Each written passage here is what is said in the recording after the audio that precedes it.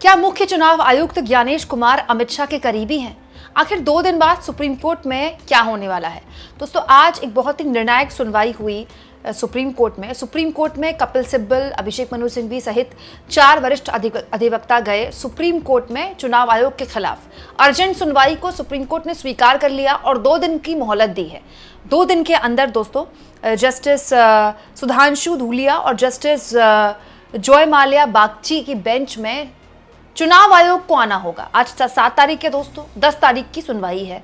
मतलब supreme court भी मान रहा है कि मामला अर्जेंट सुनवाई का है। मामला क्या है आप जानते हैं।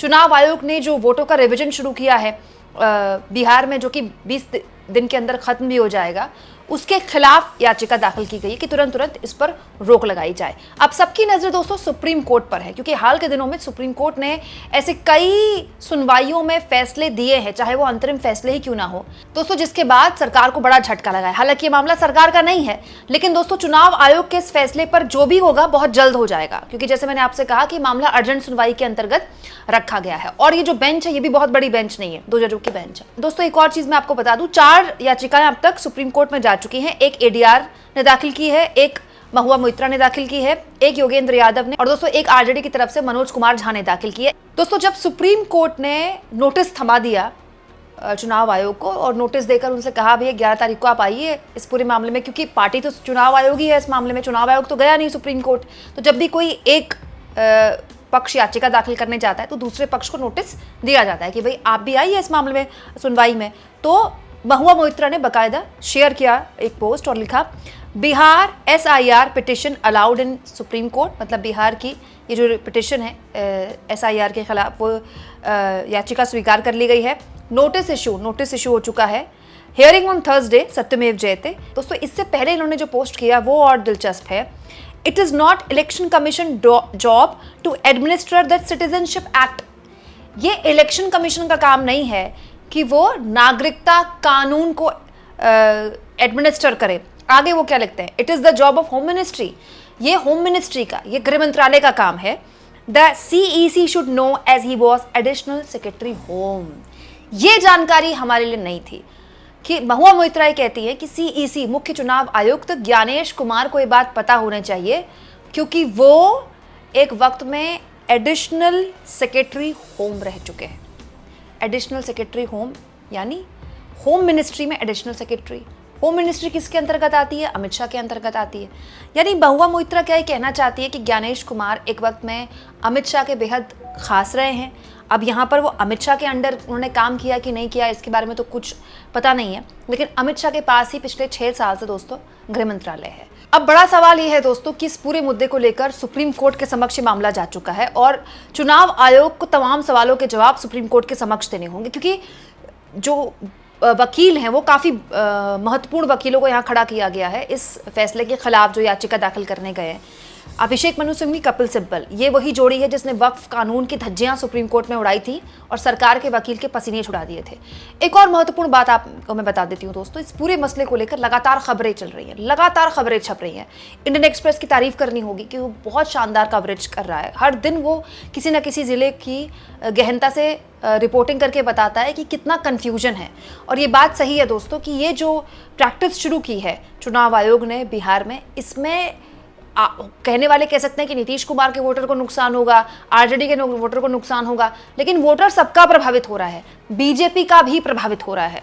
इसीलिए दोस्तों विपक्ष इस पूरे मुद्दे को लेकर अब जमीन पर एग्रेसिव हो गया है। तेजस्वी यादव ने इस मुद्दे को लेकर आज एक प्रेस कॉन्फ्रेंस की और चुनाव आयोग से कहा कि जब दूसरे राज्यों में आधार कार्ड और ड्राइविंग लाइसेंस से आप वो एक इम्पॉर्टेंट पेपर है जिसके जरिए आप वोटर ID कार्ड बना सकते हैं, तो बिहार के साथ ही ऐसा क्यों हो रहा है? लेकिन चुनाव आयोग एक दिन में 3 अलग अलग दिशा निर्देश जारी करता है, यानी चुनाव आयोग खुद ही कंफ्यूज है। तभी एक दिन में जो है 3 अलग अलग दिशा और निर्देश जो है जारी किए जा रहे हैं। और जो विज्ञापन, फेसबुक पोस्ट और आधिकारिक आदेशों में आप देखिएगा विरोधाभास पर स्पष्टीकरण की मांग। बिहार के लाखों मतदाताओं के अधिकारों और लोकतांत्रिक प्रक्रिया की पवित्रता को ध्यान में रखते हुए भारत निर्वाचन आयोग द्वारा जारी विज्ञापनों और फेसबुक पोस्ट में पाए गए गंभीर विरोधाभासों पर गहरी चिंता हम व्यक्त करते हैं। हमारा अलायंस जो है, गहरी चिंता हम सब लोग। आप देखिएगा, अगर हम सवाल पूछे तो पहला सवाल, विज्ञापन बनाम आदेश, जो इनका आदेश जो निकलता है वो कुछ और है और विज्ञापन में जो निकलता है वो कुछ और है। हम जानना, भारत निर्वाचन आयोग ने कल बिहार में समाचार पत्रों में पूर्ण पृष्ठीय विज्ञापन प्रकाशित किया है, जिसमें कहा गया है कि यदि दस्तावेज और फोटो आएंगे, आपको एक न्यूज़पेपर जो है, ये फुल पेज जो है, एडवर्टीजमेंट जो है, ये छापा गया है और इसमें आप देखिए दोनों बातें क्या हैं। पहला, गन्ना प्रपत्र बीएलओ से प्राप्त होते ही तत्काल आवश्यक दस्तावेज फोटो के साथ बीएलओ को उपलब्ध करा दें। और ये ऐड और इनका आदेश जो है उसमें और भी अंतर है, विरोधाभास है। तो आप समझ सकते हैं कि क्या स्थिति जो है जून 2025 से स्पष्ट रूप से अलग है, जिसमें 11 निर्धारित जो दस्तावेज जो है वो मांगे गए। अब 24 और ये ज्ञापन में कितना भारी अंतर है वो भी हम लोगों के पास है, जो नोटिफिकेशन आप लोगों को स्क्रीन पे भी दिखाएंगे, बाद में आप लोगों को उपलब्ध भी करा दिया जाएगा। कल चुनाव आयोग के आधिकारिक फेसबुक, ये अलग 3-4 पेजें हैं हमारे पास। अब इसमें इंटरेस्टिंग चीजें देखिए। 6 जुलाई, दस्तावेज बाद में भी दिए जा सकते हैं, लिखा गया है। फिर दूसरा पोस्ट किया गया है 3 बजे, यानी 1 घंटे बाद। दस्तावेज 25 जुलाई 2025 तक ही दिए जा सकते हैं, ये दावे आपत्ति की अवधि में। यानी ये बहुत कंफ्यूजन है, लोगों में भ्रम है और लोग जानना चाहते हैं कि वास्तविक जो आयोग का क्या नीति है। भाई, आप क्या कहना चाह रहे हैं? आपको क्या चाहिए? एकदम कहीं स्पष्ट नहीं है। आदेश की जगह विज्ञापन और पोस्ट, ये कैसी पारदर्शिता है? आज तक आयोग द्वारा इस संबंध में कोई आधिकारिक अधिसूचना या संशोधित आदेश जारी नहीं किए गए हैं। क्या विज्ञापन और सोशल मीडिया पोस्ट अब संवैधानिक संस्था की नीति का वाहक बन गया है?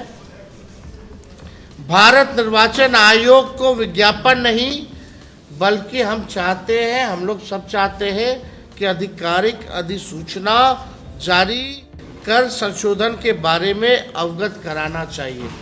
यानी आप आदेश निकालिए, सोशल मीडिया में डालने से, विज्ञापन देने से थोड़ी होता है।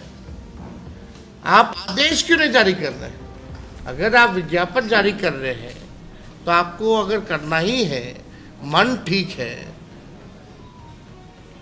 अगर आप गलत नहीं करना चाह रहे हैं तो आप आदेश क्यों नहीं निकाल रहे हो?